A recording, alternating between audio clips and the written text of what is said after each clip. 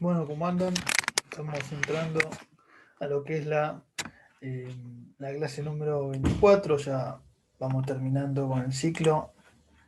En esta clase vamos a ver dos textos principales.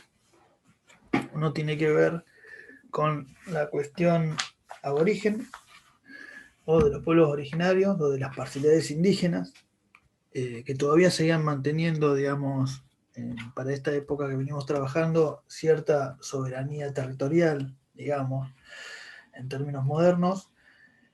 Y el texto de Mandrini hace un recorrido desde las transformaciones que hay en la sociedad hispano-criolla a partir de la Revolución de Mayo y las transformaciones que hay en, digamos, en los territorios que todavía mantienen cierta soberanía los pueblos originarios, básicamente en dos áreas. Una es el área chaqueña, y la otra es al sur, ¿no? A partir del río, más allá del río Salado. Lo que plantea el texto de Mandrini es que la revolución siguió manteniendo, hay una continuidad en las relaciones entre las sociedades hispano-criollas y las parcialidades indígenas del sur principalmente, y una continuidad de una paz relativa, ¿no?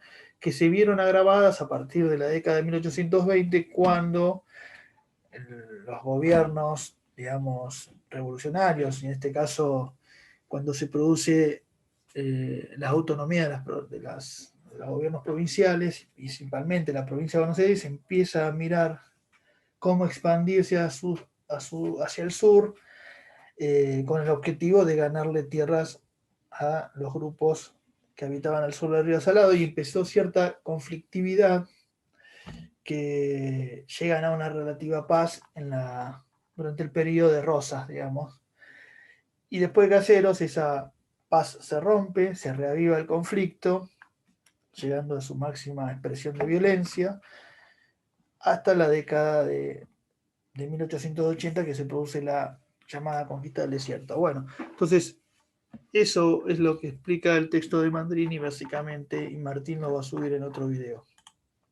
Esta clase, o este video mejor dicho, vamos a enfocarnos en el texto de Roy Ora, el capítulo 4 y 5, que tiene que ver con un proceso de cambio económico que duró aproximadamente 3 décadas, que es la era lanar, ¿no? El ciclo de la lana, que, como bien dice Roy Ora al principio del capítulo, es un ciclo que quedó borrada de la memoria colectiva argentina, ¿no? Es un ciclo que desplaza, el ganado ovino desplaza totalmente, y transformándose en el motor de la economía, la oveja, desplaza al ganado vacuno, y dura aproximadamente 30 años, ¿no?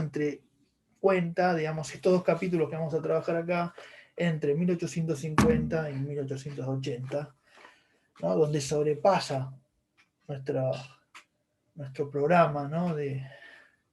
O desde el punto de vista cronológico. Pero sin embargo vamos a ver ese proceso, ¿no? Cómo impactó en las diferentes regiones del país, en el litoral, en el interior, en Cuyo, en la provincia de Buenos Aires, en la ciudad de Buenos Aires, el ciclo de la lana. Entonces, esperen que para un poquito, cierro la puerta. Bueno, ahora sí.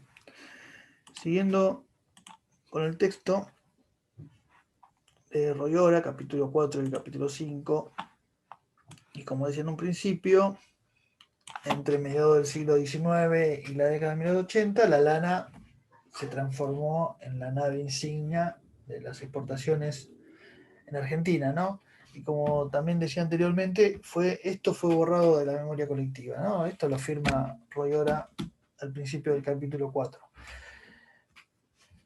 A ver, hagamos un recorrido. Es decir, a partir de la década de 1820 comienza una prolongada, ¿no? Lenta, sufrida, caída de la cotización de los cueros, ¿no? Y por lo tanto, que eran las principales exportaciones de la Confederación, ¿no? De lo que en ese momento eran las autonomías provinciales y luego la conformación de la Confederación Rosista. Los cueros representaban la 2/3 parte de las exportaciones, ¿no? Entonces, pero el impacto no fue tan fuerte porque esta baja, ¿no?, en los precios de los cueros estuvo acompañada en la baja de los productos importados. ¿Por qué? Debido a dos motivos. Uno, en el mejoramiento del transporte entre Europa y América, ¿no?, donde estaban los centros de producción industrial. Por el mejoramiento del transporte, bajaron los costes de transporte, y otra por el mejoramiento de la técnica, que hizo mejorar la productividad y por lo tanto bajar los costos de producción, ¿no? Entonces, esa baja en las materias primas estuvo acompañada en una baja en, en bienes industriales, ¿no? Ahora, a pesar de ello, el cuero sube, la producción de cuero, especialmente en el Río de la Plata, sube un 5% a partir de la década de 1840 aproximadamente, y lo que dice Royora es que esa suba de exportación, hay un 5% de suba de exportación, esa suba de exportación se debió a dos motivos, o a un motivo, que son los bloqueos que hubo en la Confederación, el primero en 1838-1840 por parte de Francia, y el otro, el bloqueo anglo-francés entre 1845 y 1848, que hizo que la hacienda creciera en cantidad, y cuando esos bloqueos fueron, digamos, terminados, cuando el puerto pudo llegar a exportar, hubo una cantidad grandísima de hacienda o cueros que fueron posibles exportar. Ahora, la caída de los precios, ¿no?, a partir de la década de 1850, que estaba bien marcada, hizo que los ganaderos buscaran nuevas alternativas, ¿no? Y estas nuevas alternativas fueron en la cría del ganado ovino, como veníamos tomando, porque el precio de la lana había tomado mayor importancia, ¿no? Había sufrido una alza importante. Desde la época colonial hasta mediados de la década del siglo XIX, la cría de ovejas era marginal, ¿no?, en la ganadería rioplatense. Durante la colonia, la corona desalentó la producción de la lana debido a los intereses que había en la península, ¿no? Y a partir de la revolución, este cuadro de marginación se profundiza, digamos, porque digamos, los gobiernos revolucionarios encontraron en el ganado vacuno una salida más inmediata a la obtención de recursos que habían perdido con la pérdida del norte y del Alto Perú, que era el principal recurso exportable, ¿no?, el metálico. Entonces, y además, la entrada de productos textiles, ¿no?, que llegaban al Río de la Plata por la apertura a la importación, eso desalentaba aún más la producción de lana, ¿no? Entonces, dice el texto que hacia comienzos de la década del 20, la diferencia, ¿no?, en la exportación de cueros en comparación con la lana era de 50-1, ¿no? Era incomparable. Pero a partir de 1840 comienza una producción ovina impulsada principalmente por extranjeros, y cuando se produce el alza, ¿no?, a partir de 1850, el alza del precio de la lana, comenzaron a aparecer productores nacionales, ¿no?, que empiezan a criar ganado ovino.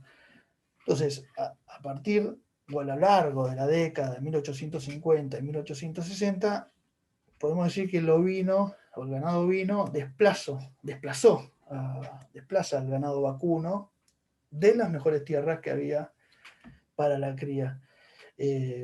Durante la presidencia de Mitre, ¿no?, que se produce después de Pavón, asume la presidencia de Mitre en 1862, existían, por ejemplo, en la Argentina 40 millones de ovejas, ¿no?, en lo que es la Confederación Argentina.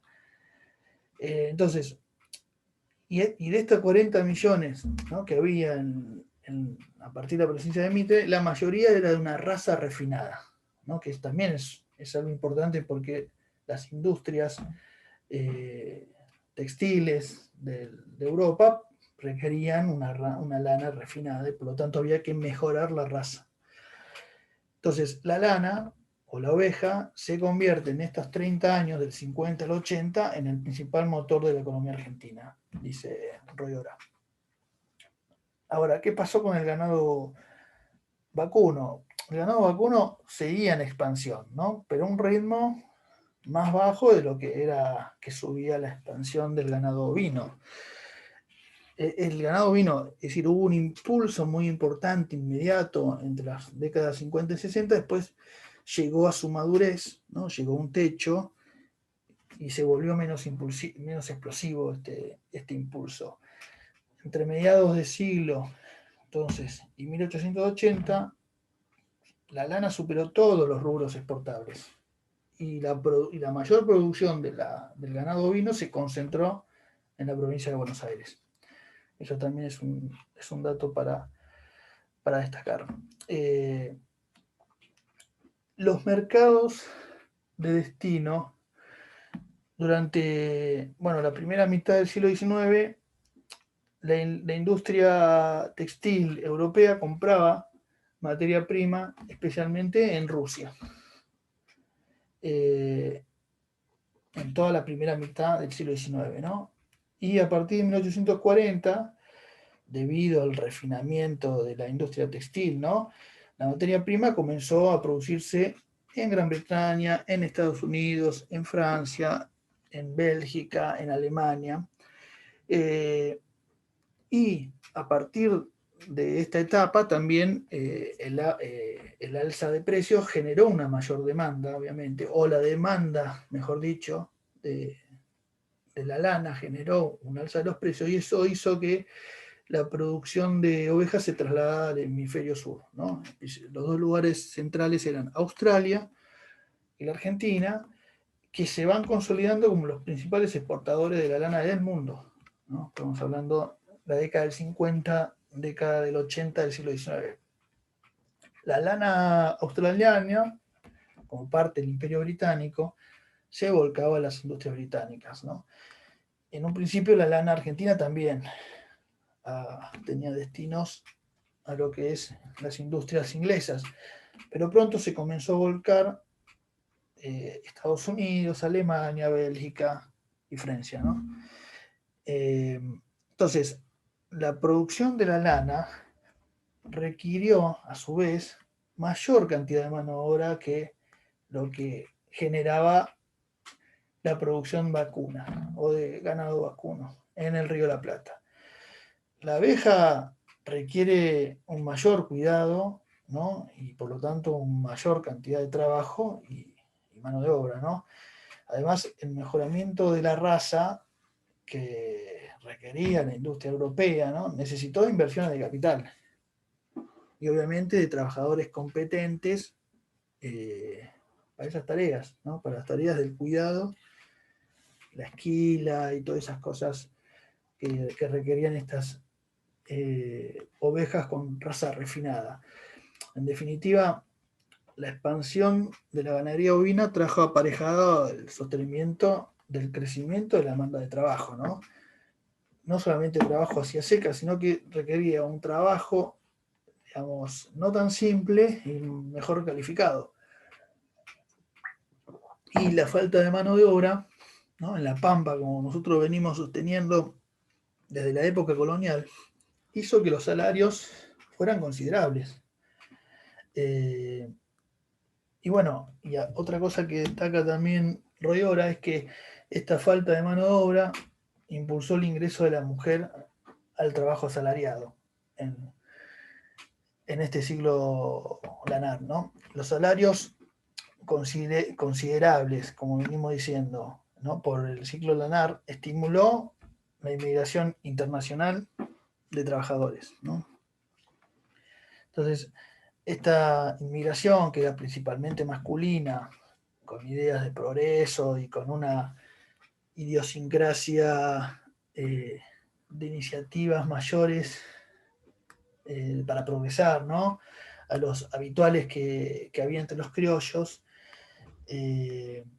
generó, digamos, un rápido crecimiento económico de esos sectores populares. Ahora, después vamos a ahondar un poquito más en lo que dice Royora. Además, estos trabajadores que venían de Europa eran trabajadores con experiencia, ¿no? Y eso incrementó las calificaciones del trabajador y de alguna forma cubrió la demanda necesitada por el ciclo de la lana. Tuvo una gran importancia la inmigración irlandesa, dice el texto, pero también provinieron a, digamos, a la campaña bonaerense, donde había la mayor cantidad de producción de ganado ovino, trabajadores del interior, ¿no? Que obviamente eran seducidos por los mayores salarios. Entonces, el Estado va adquiriendo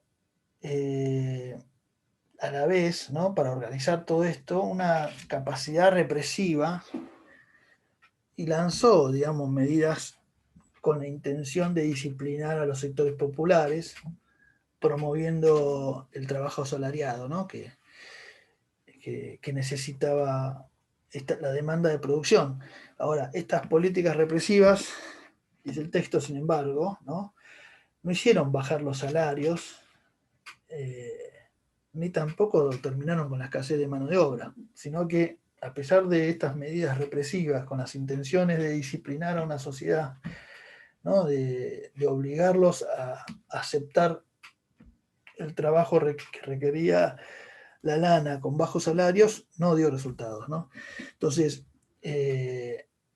los trabajadores lograron imponer mejores condiciones laborales, ¿no? Esta necesidad que los patrones o los grandes capitalistas empresarios requerían. Inclusive, dice en un principio, ¿no? Muchos trabajadores afortunados que eran emprendedores, en los inicios de esta expansión lanar pudieron convertirse en productores independientes, inclusive propietarios, ¿no?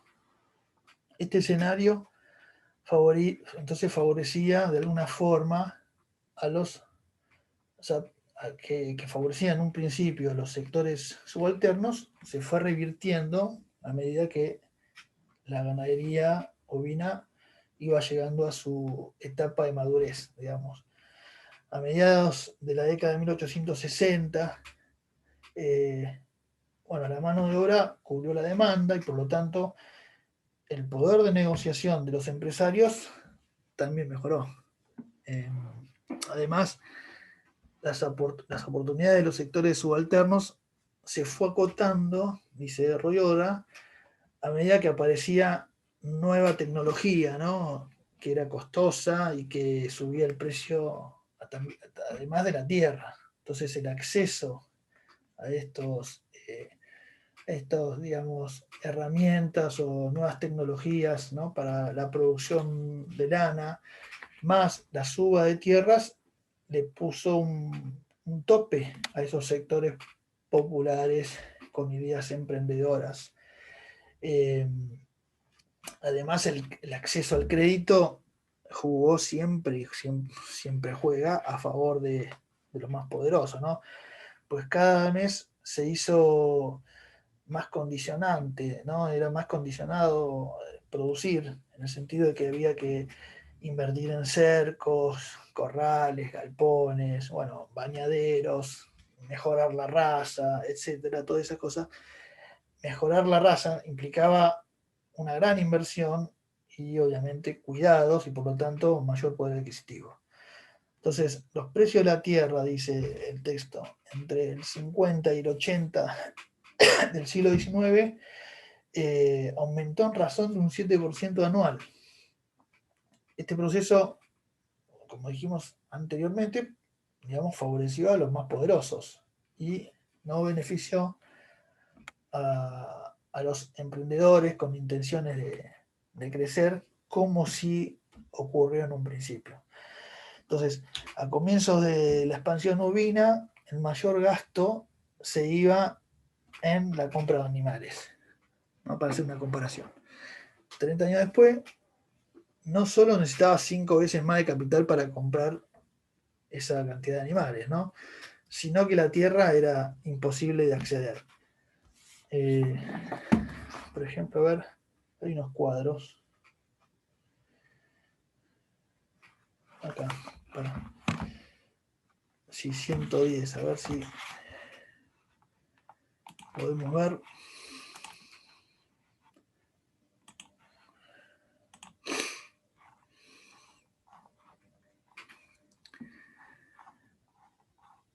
Ciento diez. Acá se ve. Fíjate, yo no lo leo mucho acá, pero. No, acá se ve la evolución de los salarios. Y el precio de la tierra, como podemos ver, ¿ven? Esperen si puedo agrandar esto. Bueno, no sé. Anda lento hoy. Acá. Ahí está. Fíjense. Bueno, los salarios tienen una subida considerable, especialmente en esta época del boom, y luego sigue subiendo de forma paulatina, ¿no? Y lo mismo el precio de la tierra, ¿no? Cada vez se hizo más difícil acceder a la tierra.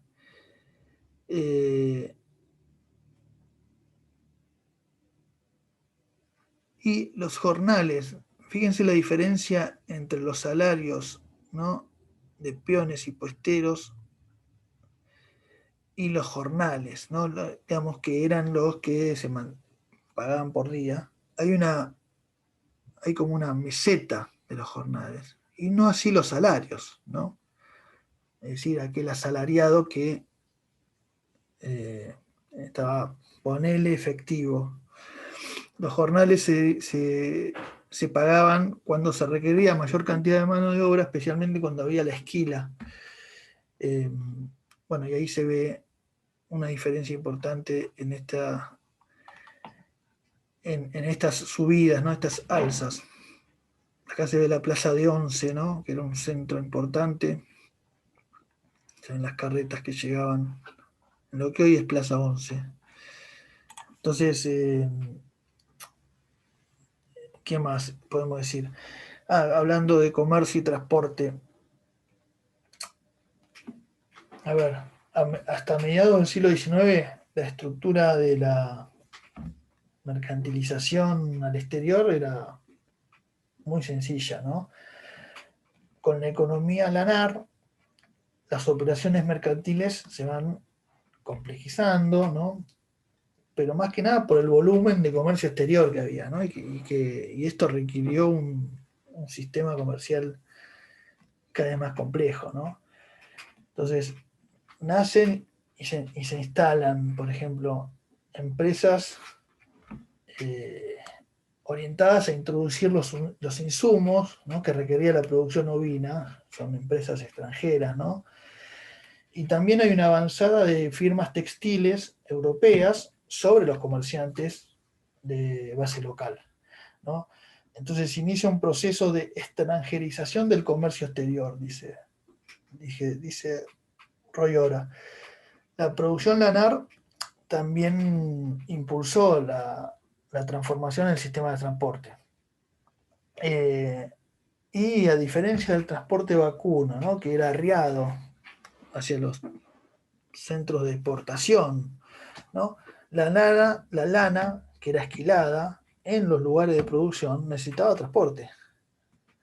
No era llevada a pie como el ganado vacuno. Entonces, las carretas, ¿no?, como se veían ahí en el mercado de Once, cubrieron esta demanda, pero aumentó, pero digamos, el aumento de la demanda de la exportación de la lana en 1860, por ejemplo, por ahí, comenzó a justificar un medio de transporte que ya estaba siendo importante en Europa, por ejemplo, como el ferrocarril, ¿no?, Europa y Estados Unidos. Entonces, entre la década del 60 y la década del 80 se tendieron algo así como 1000 kilómetros de vías, bueno, aunque el tren desplazó, digamos, de alguna forma a la carreta para las grandes distancias, ¿no? Se siguió utilizando la carreta, ¿no? Como forma complementaria. Entonces, y otra cosa importante, la introducción del ferrocarril hizo caer el precio de los transportes, ¿no? Y por ejemplo, hacia 1880 el precio de transporte cayó a más de la mitad. Y otro transporte importante fue el buque a vapor, ¿no? Que empezó a desplazar la embarcación a vela, ¿no? Como así también otra cosa que impulsó el ciclo lanar es el mejoramiento de los establecimientos portuarios, ¿no? Todavía el puerto de Buenos Aires estaba muy lejos de ser lo que fue a partir de la generación del 80, ¿no? Cuando se, cuando se constituye el modelo agroexportador en la Argentina. Ahora, hablando del Estado, de las instituciones, dice que con la caída de Rosas y gracias a las condiciones propicias, ¿no?, que había en Argentina, comenzó un proceso de integración al mercado mundial capitalista, dice Ruegora, ¿no? Y por ejemplo, la Constitución que se firmó o se dictó en 1853 sentó las bases de una profunda transformación institucional. Obviamente de signo liberal, ¿no? Asegurando el derecho a la propiedad privada, asegurando a los emigrantes derechos civiles, religiosos, ¿no? Bueno, también se suprimieron las aduanas interiores, garantizó la libre circulación de bienes y personas. Entonces, a partir de Pavón, por ejemplo, se impuso el predominio, como dijimos en la clase anterior, digamos, de Buenos Aires por sobre encima de las provincias, ¿no?, del interior. Y se establece el Código de Comercio, el Código Civil, obviamente consolidando el régimen liberal. Entonces comenzó a ingresar a la Argentina grandes cantidades de capitales gracias a esta garantización, ¿no?, institucional, pero comparados con otros países latinoamericanos eran muy modestos, dice Ruegora. Por ejemplo, a ver si lo encuentro acá.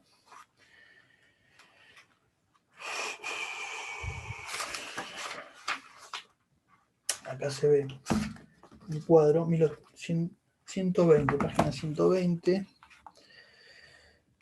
Página 120. Se me traba esto, no puedo.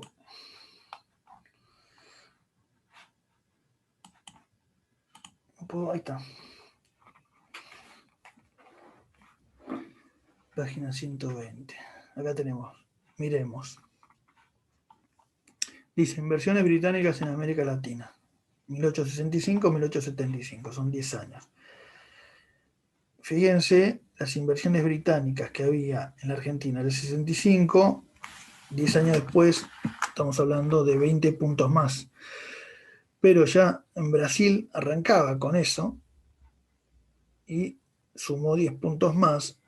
Chile ya sobrepasaba las inversiones británicas a mediados de la década del 60, no llegó a la inversión que tenía la Argentina ya en la década del 75, y si hablamos de México, digamos, mantuvo más o menos en el orden del 25 al 28, pero miren Perú, ¿no?, con el ciclo también de productos exportados como el salitre, toda esa época. Entonces, lo que dice Ruegora, que no empezó a comenzar, hay un comienzo de inversiones en Argentinas, pero tampoco era la que superaba todos los otros destinos latinoamericanos, sino que partía de más bajo, seguramente por la crisis institucional que había durante las guerras civiles, ¿no?, que no garantizaban el derecho a la propiedad y todos los códigos civiles no eran propicios para la inversión de capitales. Entonces la creación del Banco de la Provincia de Buenos Aires, ¿no? Que había sido creado por Rivadavia, luego se transformó en Banco de la Provincia de Buenos Aires, impulsó el mejoramiento del crédito en la región, ¿no? En la década del 70, en 1870, Buenos Aires, por ejemplo, era la principal plaza financiera en América Latina, gracias al motor de la economía que generó la producción lanar, ¿no? Entonces, también se ordenó, otra cosa importante destacar, se ordenó el régimen de propiedad de la tierra, ¿no? Que durante el rosismo había, ¿no? Dice el texto, un gran desorden con respecto al derecho del suelo. Enfiteutas, ocupantes sin títulos, ocupantes de tierras expropiadas a los enemigos políticos, etc. Entonces, el reordenamiento del régimen de la tenencia de la tierra afectó, como siempre, a los sectores subalternos, ¿no?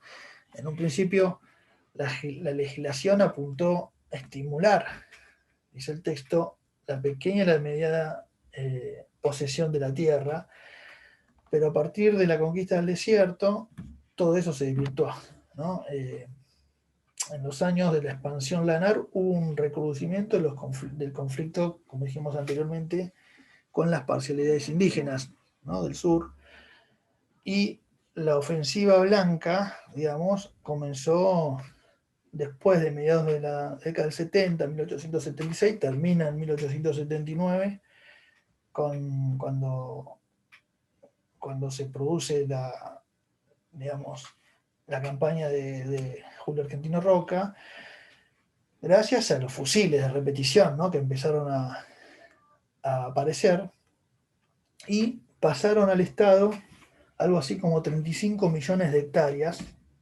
pero que rápidamente fueron privatizadas, pero en pocas manos, ¿no? Distinto a esa distribución equitativa o una política de generación de medianos y pequeños productores, nada que ver, sino que fue una concentración atroz de la tierra. En el interior, los hombres de negocios no eran tan potentados como los porteños, ¿no? En Entre Ríos, por ejemplo, Urquiza hizo lo que pudo, ¿no? Nunca tuvo el desarrollo porteño. Con Mitre en la presidencia y con un Estado unificado, volcó parte de los recursos aduaneros en el interior, ¿no? Hay una inversión o una distribución, digamos, de esta aduana hoy federal hacia el interior y principalmente invertía en infraestructura, pero también servía para disciplinar las resistencias de la época, ¿no? Porque siguió habiendo conflictos con Mitre y Sarmiento en la presidencia. Y el principal instrumento para alcanzar esos objetivos fue el ferrocarril, ¿no? Llega, por ejemplo, en el interior, la presidencia de Mitre llevó a cabo una iniciativa que había comenzado Urquiza, que era el ferrocarril que unía Rosario con Córdoba, el famoso ferrocarril central argentino, ¿no? Y también otros emprendimientos ferroviarios, ¿no? que unificó diversos espacios productivos con el puerto de Buenos Aires, ¿no? Una especie de abanico, eh, digamos, con fines de exportación de productos y distribución de la importación. Esto que denuncia Calavino Ortiz, por ejemplo, en la historia de los ferrocarriles argentinos, ¿no? Bueno, eso es más o menos el capítulo, el capítulo 4. Así que vamos a hacer un parate acá y después continuamos. Bueno, seguimos ahora con el capítulo 5 del libro de Historia Económica de Argentina de Royona. Bueno, se produce un error, me dice acá. Ahí va. Y como dice el capítulo, tiene que ver con las diferentes regiones que tuvo el impacto de la era lanar, ¿no? En Buenos Aires Cuando hablamos de Buenos Aires hablamos de la ciudad y la campaña, el litoral, que tiene que ver con las provincias litoraleñas de los ríos interiores, ¿no? Santa Fe, Entre Ríos, Corrientes. Eh, el interior, que viene a ser el noroeste argentino, Cuyo, ¿no? Durante la era de la lana.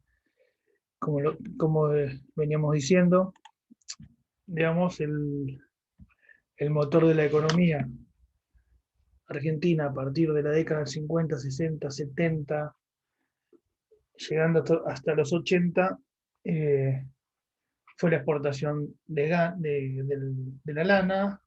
Entonces la producción ovina desplazó a la principal producción que había antes, que era la producción vacuna. Entonces dijimos que algo importante para entender internamente, este ciclo lanar generó una expansión del mercado interno, ¿no? Como nunca había tenido antes. Ahora, ese crecimiento fue desigual, ¿no?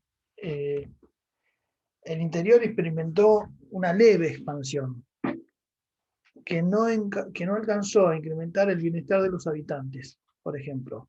En cambio, en el litoral sí se vio favorecido en las condiciones materiales de vida de la población. Y Buenos Aires, a su vez, se transforma en el motor de economía de la exportación, eh, como de hecho era antes, ¿no? Es decir, que Buenos Aires se sigue manteniendo como principal motor de exportación, ¿no? Sin embargo, hace aparición otro puerto, que es el puerto de Rosario, que ahora vamos a hablar de él. Entonces, si vamos a la ciudad de Buenos Aires, se afirma como el principal centro urbano del Atlántico Austral, ¿no? Buenos Aires. Y bueno, tuvo un espectacular aumento de la población. Los números que habla Royora, sacados de los censos, ¿no? Hay entre 1854 y 1887, por ejemplo, un rango de periodo que más o menos entra en esto que estamos hablando, creció una tasa del 5% anual la ciudad de Buenos Aires, que no fue la más expansiva, que ahora vamos a ver cuál es, pero fue impresionante, ¿no? Porque de 93.000 habitantes pasó a 400.000 habitantes en todo ese periodo. Y las principales causas tienen que ver con las migraciones europeas, ¿no? Que fue el principal motor de crecimiento demográfico. Si en 1850 uno de cada tres era nacido en Europa, estamos hablando de la ciudad de Buenos Aires, ¿no? Para 1870 ya la mitad de los habitantes eran europeas, ¿no? Con lo que además incrementa la población masculina económicamente activa, ¿no? Y los italianos del norte constituían la comunidad extranjera más grande. En Buenos Aires, digamos que se produce una visible europeización de las costumbres y patrones de consumo en todo este periodo de 30 años, ¿no? Por ejemplo, se instalan en la ciudad eh, grandes tiendas del tipo inglesa, ¿no? Y los artículos con precio fijo, dice Royora, fue desplazando a ese regateo, ¿no? Propio de la época colonial y posrevolucionario, y además aparece, dice, un sistema de entrega a domicilio, también algo novedoso para la época. Bueno, aparecen los negocios o tiendas de telas, de ropa, de bazares, mueblería, restaurantes, café. Y otra cosa importante, la mujer comienza a incrementar su participación en el sector laboral, ¿no? De la economía laboral, y principalmente como empleadas en los grandes talleres, ¿no? Que empiezan a aparecer en las grandes ciudades, especialmente en Buenos Aires, y del servicio doméstico, ¿no? Eh, entonces, esta europeización, ¿no? Lo que hace es diversificar la oferta de textiles, ¿no? De vestimenta y de alimentos. pero también lo que hace, diversifica la mano de obra, ¿no? Porque aparecen un montón de otras actividades. Por ejemplo, hubo mucha demanda en el puerto, ¿no? Para carga y descarga. Eso generó muchísima demanda de mano de obra. Además, hubo una expansión en el mercado interno, ¿no? Como decíamos al principio, siendo un claro ejemplo la diversificación de las vías férreas, ¿no? De este aumento de tráfico interno. Eh, Hablando de los ferrocarriles, la primera línea férrea de Buenos Aires fue el ferrocarril oeste. A ver si lo podemos buscar.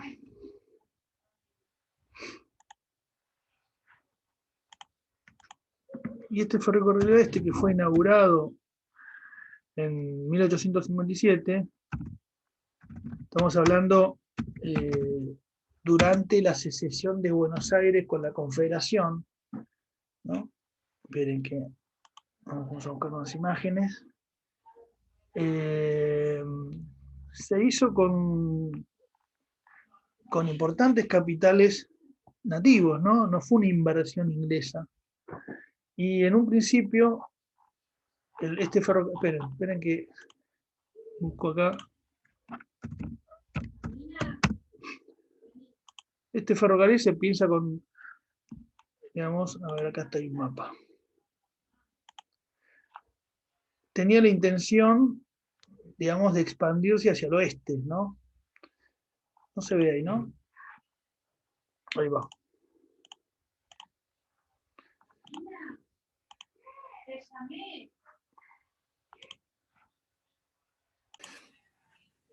Ahí va, esperen.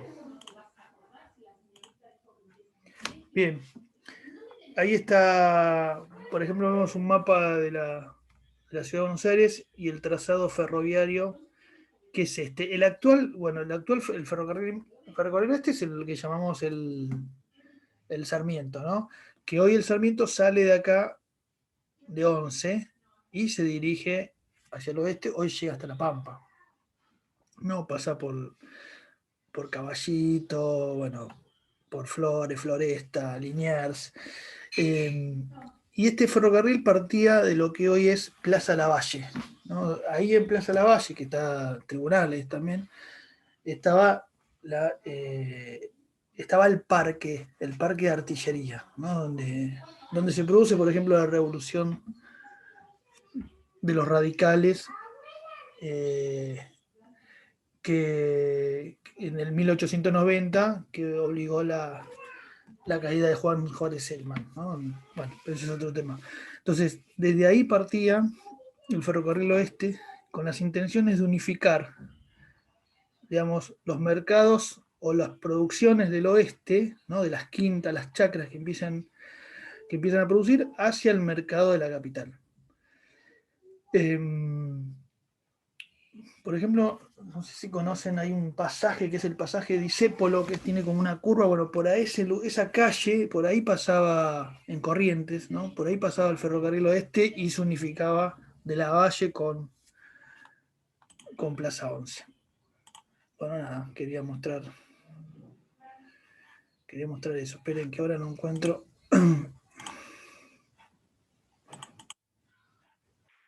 Este no es, ¿no?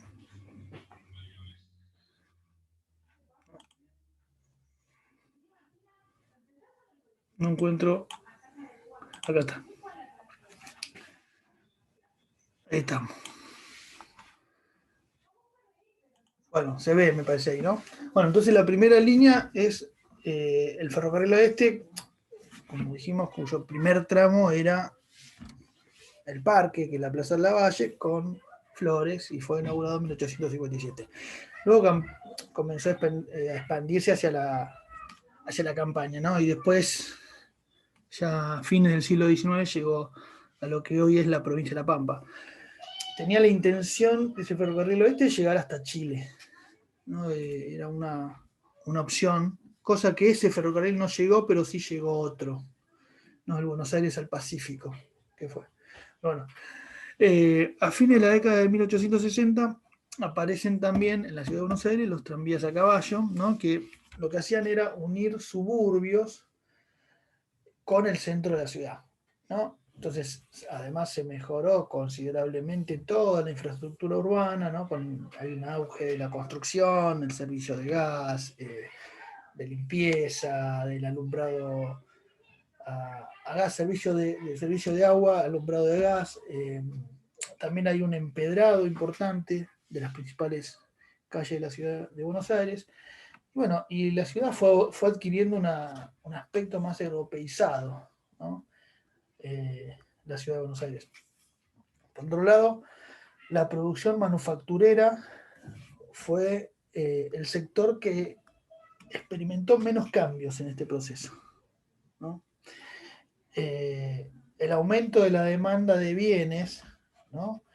Que generó todo este ciclo lanar de bienes industriales, fue satisfecho por los bienes importados, o digamos, fue cubierto por los bienes que venían de la importación de los países europeos, principalmente Inglaterra, y además fue propiciado por las ideas librecambistas que se fueron consolidando después de Caseros. Es decir, las bajas de las tarifas aduaneras, sumado a la baja del costo del transporte, ¿no? Por las mejoras del mismo, como dijimos anteriormente, abarató considerablemente los bienes de consumos importantes y un ciclo que hizo crecer la economía en el Río de la Plata, digamos, fue un mercado importante por esos productos. De esta manera, toda esa importación, digamos, lo que dice Royora es que conspiró contra el progreso de la producción manufacturera local, ¿no? Que empieza a tener su impulso cuando se produce la sustitución de importaciones, ¿no? Hay un primero sustitución de importaciones, proto-sustitución de importaciones con la Primera Guerra Mundial, pero luego se consolida después de la caída de Wall Street en el 30, donde hay un proceso de sustitución de importaciones que aumenta considerablemente en la época peronista. Pero bueno, eso lo van a ver más adelante. Sin embargo, la llegada de inmigrantes, ¿no? Dotados, como dice Royora, de destrezas técnicas, ¿no? Que incrementó la calificación de la fuerza de trabajo,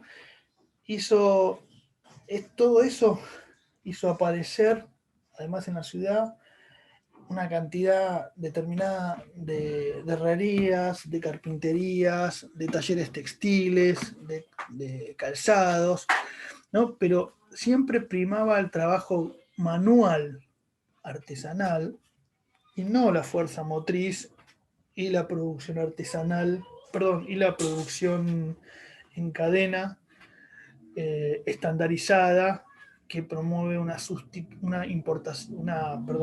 producción industrial como la que se venía dando en Europa, ¿no? Hay una aparición de pequeños talleres de producción, pero eran más que nada artesanal.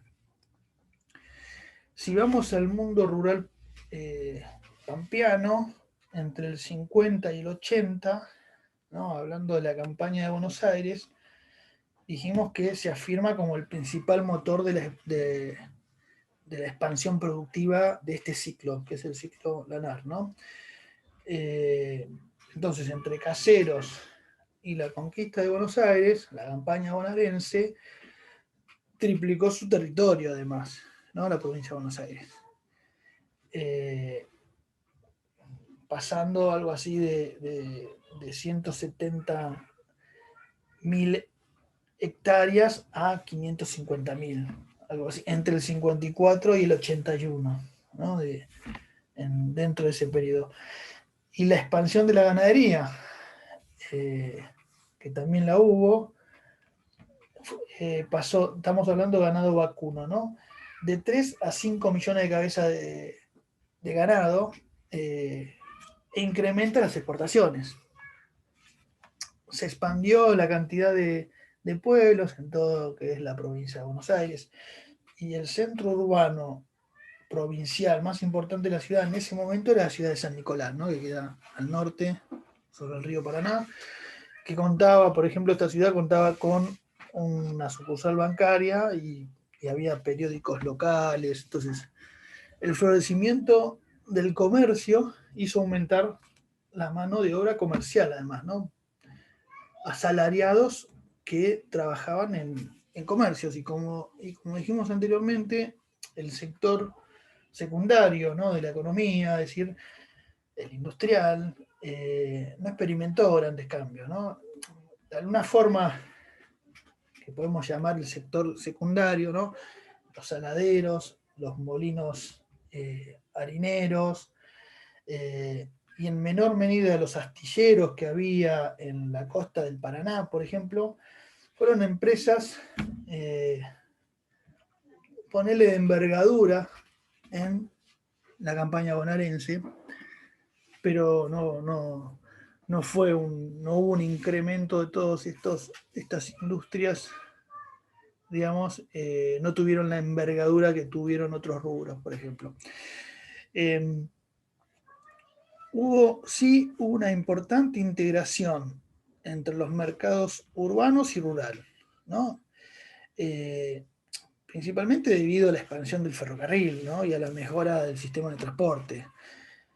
Gracias, por ejemplo, a la integración, esta integración, como veíamos en el mapa del ferrocarril oeste, empiezan a surgir chacras, quintas, ¿no? Polos agrícolas al oeste, como por ejemplo la ciudad de Chivilcoy y de Lobos, en el norte como Varadero, ¿no?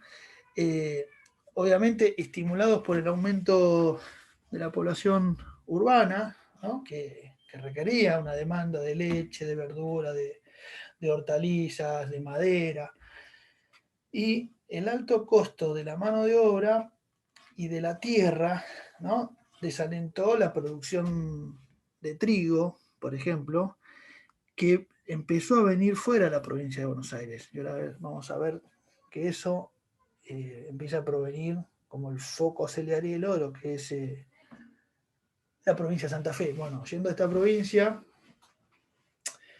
Santa Fe en este periodo, digamos que crece, digamos, más que cualquier distrito de la Confederación. La población pasa de poco más de 40.000 a 220.000.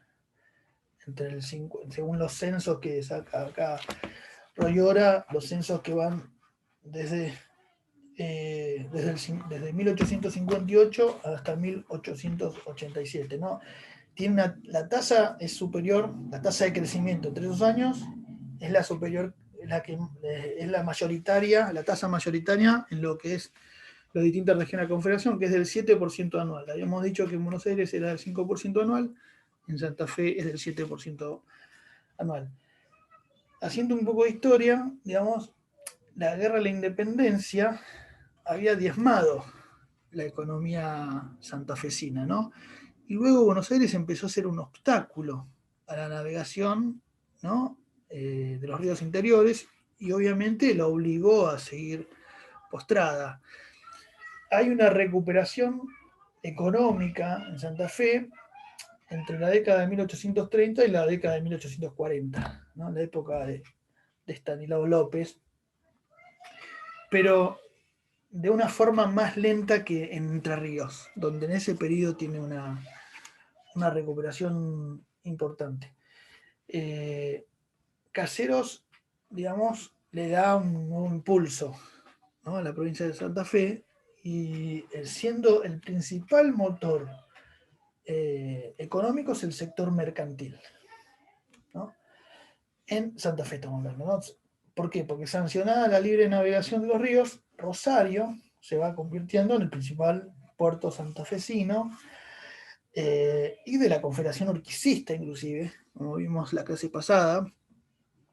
Rosario no paró de crecer, digamos, inclusive durante la guerra del Paraguay, ¿no? Que estamos hablando de la guerra que sucedió entre 1865 y 1870, pues lo que hacía Rosario en esa guerra era centralizar el abastecimiento de recursos belicistas y humanos, ¿no? Llegaban esos recursos a Rosario y de ahí partían hacia la guerra del Paraguay. Entonces, en 1870, además, Rosario se conecta con Córdoba, ¿no? En este ferrocarril que habíamos dicho que es el ferrocarril central argentino, que había empezado a ser diagramado bajo la Confederación Urquicista. Digamos, el proyecto no avanzó y, digamos, en las presidencias de Mitre y de Sarmiento, ese ferrocarril empezó a ser, digamos, construido, y en 1870 ya estaban unificados esas dos grandes ciudades que son Santa Fe y Córdoba. Y bueno, y gracias a eso se consolida Rosario como el segundo puerto argentino, ¿no? Siendo el primero el puerto de Buenos Aires, el segundo Rosario. Entonces, Rosario fue la ciudad que más creció de cualquier otra de las ciudades argentinas en este periodo, a un promedio, a una tasa del 8% anual, ¿no? Dijimos que la provincia de Santa Fe creció a 7%, la ciudad de Rosario a 8%. Y la ciudad de Buenos Aires a un 5%, dijimos. Entonces, los distritos del sur, ¿no?, de la provincia de Santa Fe empezaron a explotar esta ganadería ovina, ¿no? Porque, digamos, dijimos que fue fuerte en la provincia de Buenos Aires, pero luego se exteriorizó las fronteras y llegó a ocupar el sur de la provincia de Santa Fe, y que fue el segundo motor económico de la provincia, ¿no? La producción ovina. Dijimos que el primero fue, digamos, el sector mercantil. El segundo motor económico de expansión de la provincia de Santa Fe fue el sector de la producción ovina. Bueno, mientras en el sur de Santa Fe, ¿no?, se consolidaba la ganadería ovina, en el norte se afirmaba una ganadería, digamos, con la frontera que había con las parcialidades indígenas del Chaco, se consolidaba una ganadería vacuna tradicional, ¿no? Eh, no con una raza refinada. Eh, era una producción vacuna de baja productividad, ¿no? Y en el centro, sur, norte, sur ovino, norte vacuno, en el centro de la provincia de Santa Fe se va consolidando una economía más agrícola, ¿no?, que con el tiempo esta se consolida como el tercer motor productivo de la provincia. El cultivo del suelo, esperen un segundito, quería cerrar una puerta, perdón, se escuchaba están las chicas jugando ahí, y bueno, se escuchaba, y bueno, ¿qué va a hacer? Tuve que cerrar la puerta. Bueno, entonces decíamos que en la provincia de Santa Fe, a ver, vamos. Santa Fe, bien. Habíamos dicho que se consolidaba en el sur una producción ovina, en el norte una producción vacuna tradicional, y en el centro se empezó a centralizar en la producción agrícola y surge como el tercer motor económico de la provincia, y el cultivo del suelo fue impulsado por la formación de colonias, ¿no?, de agricultores europeos principalmente, siendo la primera colonia la llamada Colonia Esperanza, ¿no?, de la ciudad de Esperanza, Santa Fe, que esta ciudad nace en 1858, ¿no?, esta colonia agrícola. Es una ciudad muy linda, no sé si la conocen, la Pampa Gringa, digamos, como también le dicen. Al cabo de unos años, Santa Fe contaba con 7 colonias de este tipo, con una superficie de 70.000 hectáreas cultivadas, ¿no?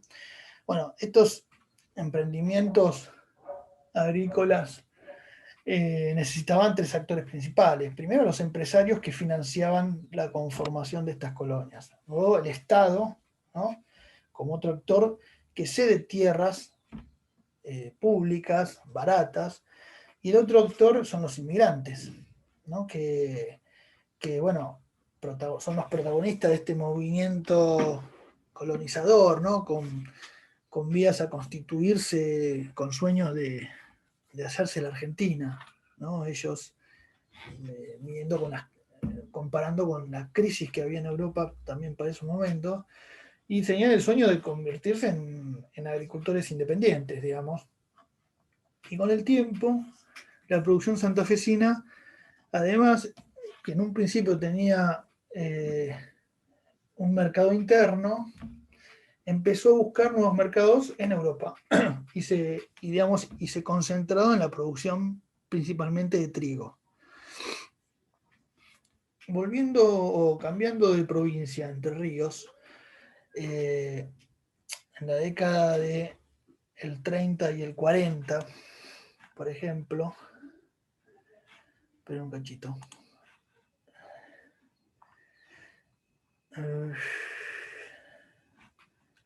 Ahí se ve.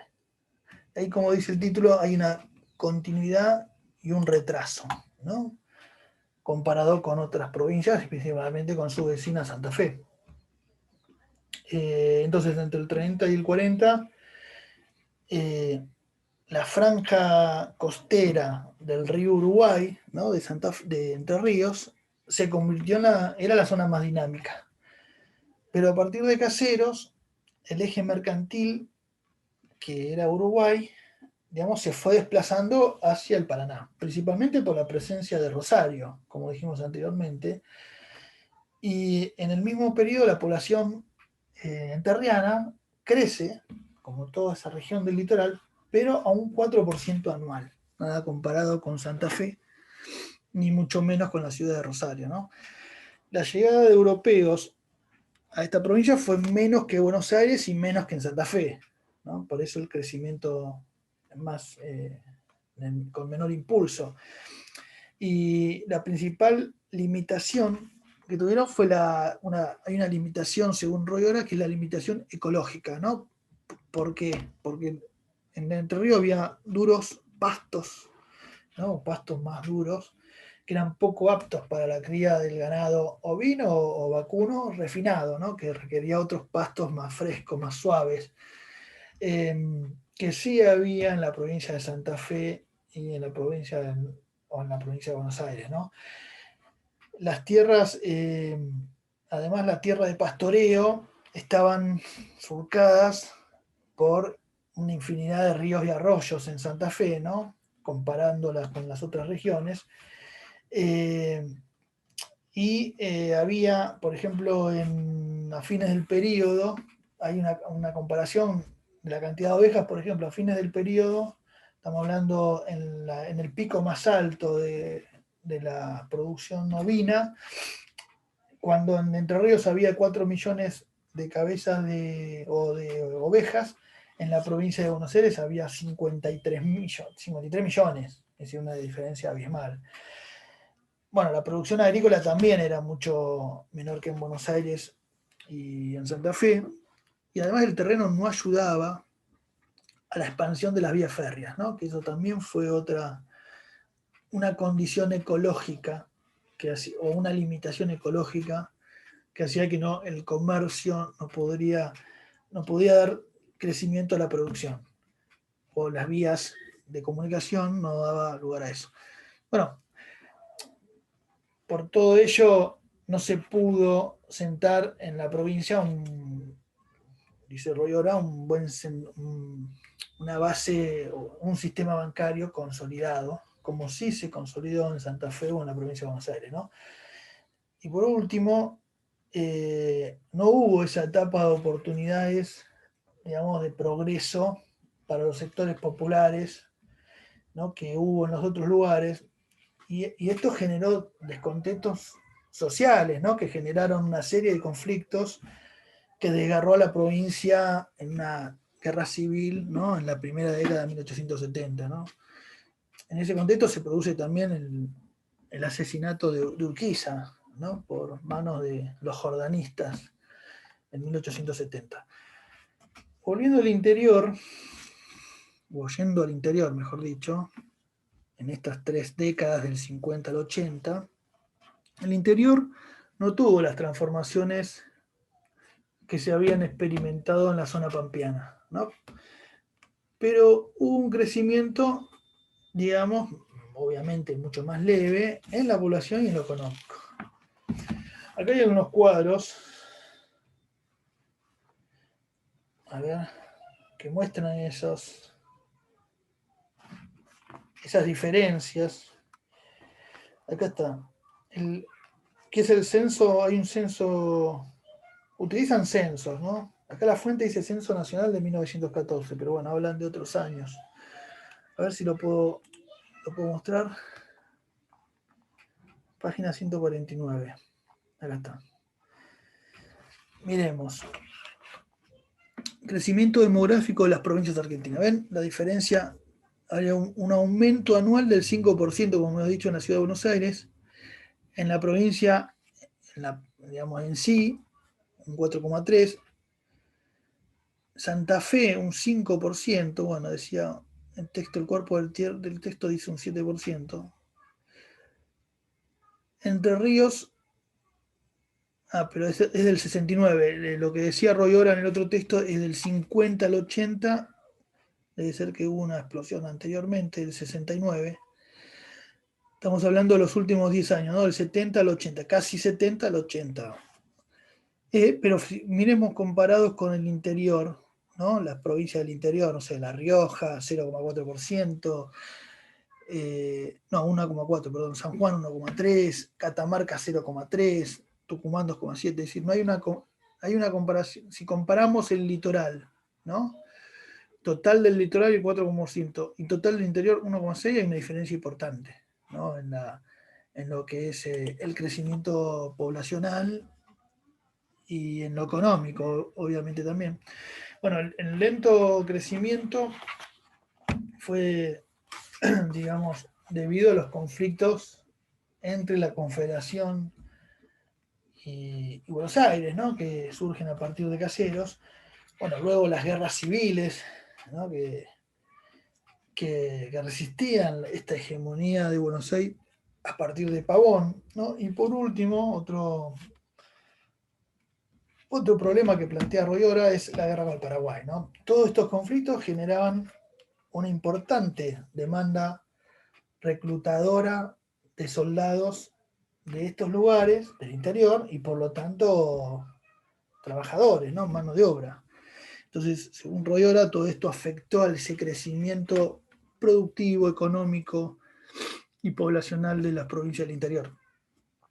Por otro lado, una dispersión de mano de obra del interior, estamos hablando, ¿no? Hacia centros de crecimiento económico, como Buenos Aires o el litoral, ¿no? Era un polo de atracción, pero también hubo un crecimiento en Chile, digamos, hay un auge del oro californiano digamos, a mediados del siglo XIX. Entonces, la oferta de la costa del Pacífico, digamos, de mano de obra, ¿no? Por el efecto de este fiebre de oro californiano aumentó. Entonces, muchos del interior cruzaban la cordillera a buscar mejores salarios a la costa del Pacífico, en Chile principalmente, y en el norte, en Bolivia también hay un nuevo impulso minero que generaba mano de obra importante. Yendo al norte, ¿no? Y lo que es la provincia de Tucumán, digamos, hasta la década de 1880, la plata boliviana, ¿no? Era el principal medio de pago en toda esta región, ¿no? Salta, ¿no? La provincia de Salta, tenía mercados, ¿no? Tenía una gran producción agropecuaria, ¿no? De productos vacunos. Y tenía mercados en Chile y en Bolivia, ¿no? Y también proveía ganado a las provincias vecinas. Yendo a Tucumán, por ejemplo, desde mediados del siglo, Tucumán tenía una economía más diversificada, ¿no? que la que tenía Salta, y producía una gran variedad de bienes derivados del cuero, ¿no? Zapatos, ropa, También tenía una gran variedad, producía carretas en lo que es Tucumán, ¿no? Tabaco, azúcar, aguardiente, ¿no? Esa gran diversidad productiva generaba una inmigración hacia Tucumán, principalmente de las provincias vecinas de Catamarca y Santiago del Estero, ¿no? Y los actores más importantes, como veníamos diciendo desde la época los tardo colonial, ¿no? Como el texto que dimos del Perindongui, uno de los principales actores digamos, de la economía tucumana eran los comerciantes, ¿no? Bueno, ¿por qué? Porque Tucumán estaba en una ubicación crucial entre la ubicación que entre digamos, el comercio entre esas provincias del norte y los puertos del Atlántico, ¿no? Cuando hablamos del puerto del Atlántico, estamos nombrando el puerto de Buenos Aires y el puerto de Rosario, que en esta época empezó a crecer. Entonces, la llegada del ferrocarril, ¿no? En 1876 a Tucumán, lo que hizo fue estrechar esos vínculos con el litoral. Yendo a la región de Cuyo, por ejemplo, cuando hablamos de Cuyo, hablamos de Mendoza, San Juan, San Luis, inclusive. Me sale una ventanita acá, no sé qué es. Bueno, a mediados del siglo XIX, el Valle Central de Chile, como dijimos anteriormente, se convierte en un importante proveedor de trigo, ¿no? Que fue dinamizado por el boom del oro californiano, ¿no? Y esto generó una contracción de la ganadería en Chile. Por lo tanto, del otro lado de la cordillera dio grandes oportunidades, ¿no? Principalmente Mendoza. Entonces, Cuyo se convierte en el principal, digamos, la producción ganadera en Cuyo se convierte en el principal motor económico, ¿no? de la región. Hasta la década de 1870, ¿no? Que hay retrocede en Chile esa gran expansión del trigo y de nuevo empiezan a producir el ganado vacuno. Y además esta región de Cuyo también empezó a encontrar, digamos, cuando hay una contracción del ganado, ¿no? Porque Chile empieza a producir nuevamente ganado, en Mendoza empieza a crecer un nuevo motor económico que es el trigo, ¿no? Que este trigo rápidamente empieza a buscar digamos, mercados en el litoral. Pero el crecimiento santafesino, de nuevo, lo hizo retroceder, ¿no? Entonces, a fines del periodo, entonces volvamos, ¿no? Cuando el trigo chileno perdió sus mercados en el Pacífico Norte, dijimos que el Valle Central se volcó hacia la ganadería, obviamente afectando de esta forma la ganadería cuyana, ¿no?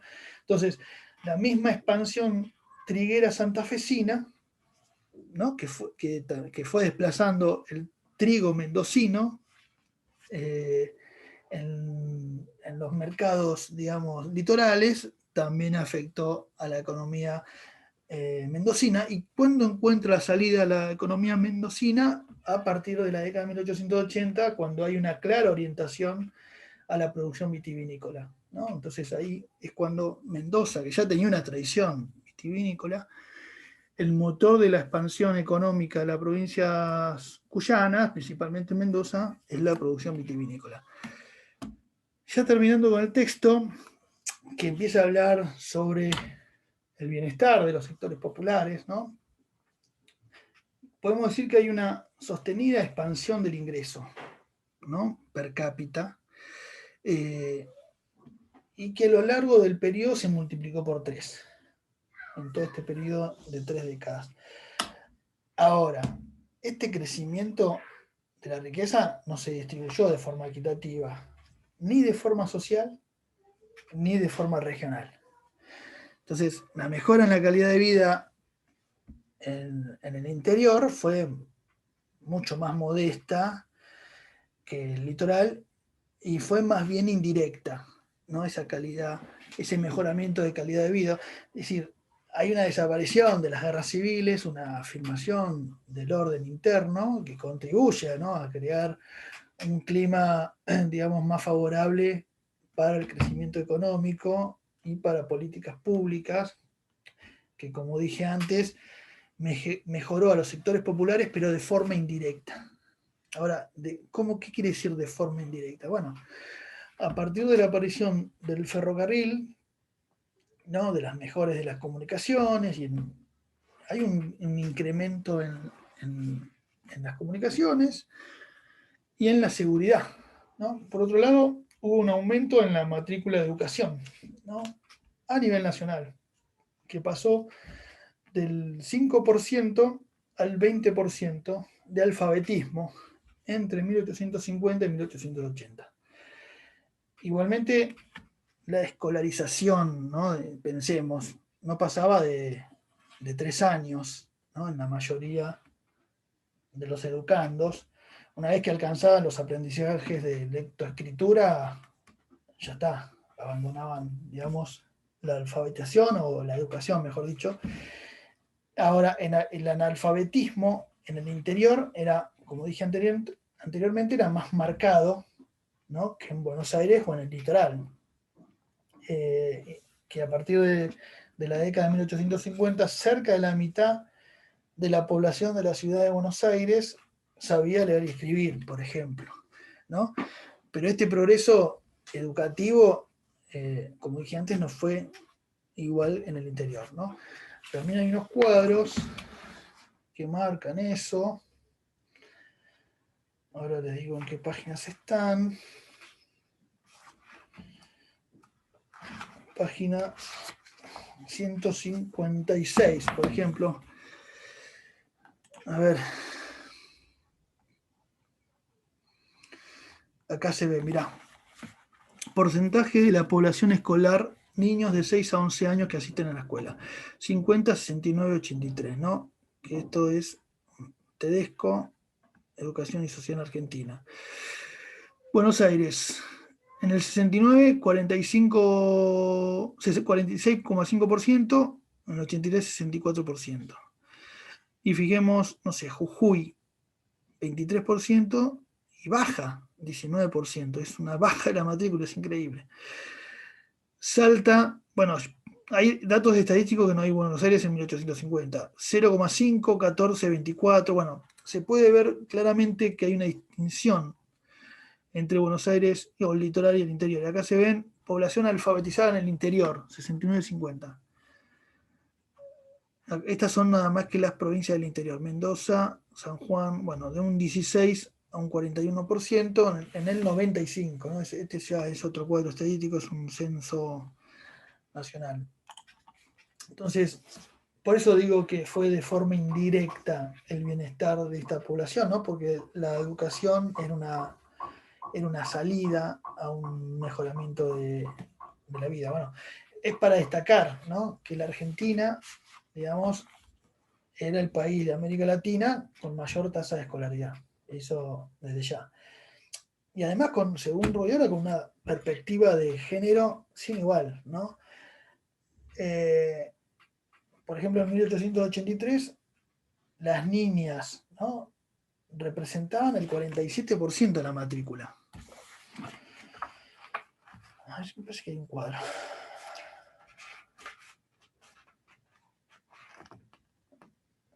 No. Pero a ver, miren, acá hay otro cuadro comparativo. Alfabetismo por país, acá está, por país y porcentaje de la población en la escuela primaria. Estamos hablando, comparando Argentina con otros países. Miremos Argentina, 69. Alfabetismo, 25% masculino, 18% femenino. Estamos hablando del año 69, ¿no? Total, un 23%, 4,5 población por escuela. Y si vamos a Brasil, nuestro vecino, fíjense en la gran diferencia que hay, ¿no? O Chile, de un 23 a un 18%. Cuba, digamos, que tiene es igual a la Argentina comparado, ¿no? Obviamente tiene una población mucho menor. Miremos Puerto Rico, no sé. Y miremos Francia, Italia, ¿no? Que estamos hablando de países europeos, ¿no? Pero Chile quizás tiene una alta, digamos, tiene más alta, digamos, alfabetización comparado con la Argentina, ¿no? Pero estamos hablando del año 1869, ¿no? Si se compara, acá está, perdón, yo lo había visto. Miremos acá. En 1895, la Argentina, estamos hablando de un 45% de alfabetismo, ¿no? Entre hombres y mujeres, ¿no? Y ya ese 45% estaba por encima de cualquier país latinoamericano. Acá no figura Chile, pero bueno, figura Chile en el 85, que tiene un 30. Si lo comparás con Estados Unidos, bueno, estamos hablando de que tiene un auge Estados Unidos en 1890 que no lo tiene América Latina. Pero a fines del periodo, Argentina era el país latinoamericano con mayor auge de matrícula escolarizada. Y eso de alguna forma es un beneficio indirecto de los sectores populares, ¿no? Es importante tener en cuenta que por el mejoramiento de la economía también fue apareciendo un sector medio en las grandes ciudades, ¿no? Pero también se va consolidando un sector de ricos terratenientes que eran beneficiados por esta economía exportadora, ¿no? Que se consolida con el modelo exportador de 1880 para adelante. Entonces, el patrimonio de estos sectores, ¿no? Creció considerablemente más rápido que los sectores populares, que lo sumo, sus paupérrimos salarios se vieron duplicados, según Royora, a lo largo de estos 30 años. Bueno, el crecimiento de los sectores terratenientes fue muchísimo mayor. Bueno, eso es todo.